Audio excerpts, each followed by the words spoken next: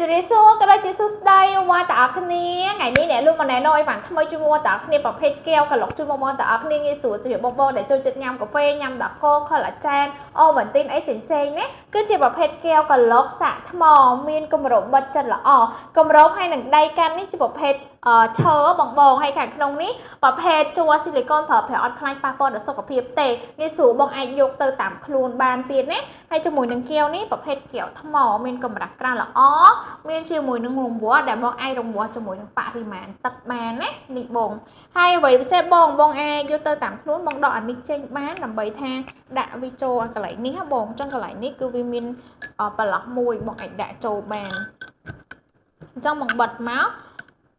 ចឹងងាយស្រួលយកទៅតាមខ្លួនតាណាតាណីអីចឹងណាចឹងថ្ងៃនេះគឺអ្នកលក់មកក្លុកជាមួយនឹងកាហ្វេជូនបងតាអស់គ្នាចាំមើលទាំងអស់គ្នាណាថាក្លុកទឹកគឺសប់ល្អមែនទែនបងចឹងអ្នកលក់មានកាហ្វេដាក់ក្លុកនេះជូនបងទាំងអស់គ្នាមើលណាចឹងអ្នកលក់យកបរិមាណត្រឹម3រំអិលជូនបងមើលណាចឹងបងបិទគម្របនឹងឲ្យចាត់មកណាហើយចុចកន្លែងនេះម្ដងបាន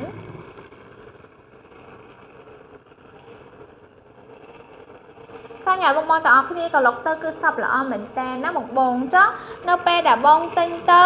នឹងទទួលបានជាមួយនឹងដោយសាក់ថ្មនេះមួយណាបងមាននៅក្នុងនឹងស្រាប់ចឹងសម្រាប់បងដែលមានចំណាប់អារម្មណ៍កុំភ្លេចតាក់ទង20 Cambodia ណាបងលក់តម្លៃឡើងធូរថ្លៃជូនបងបាយបាយ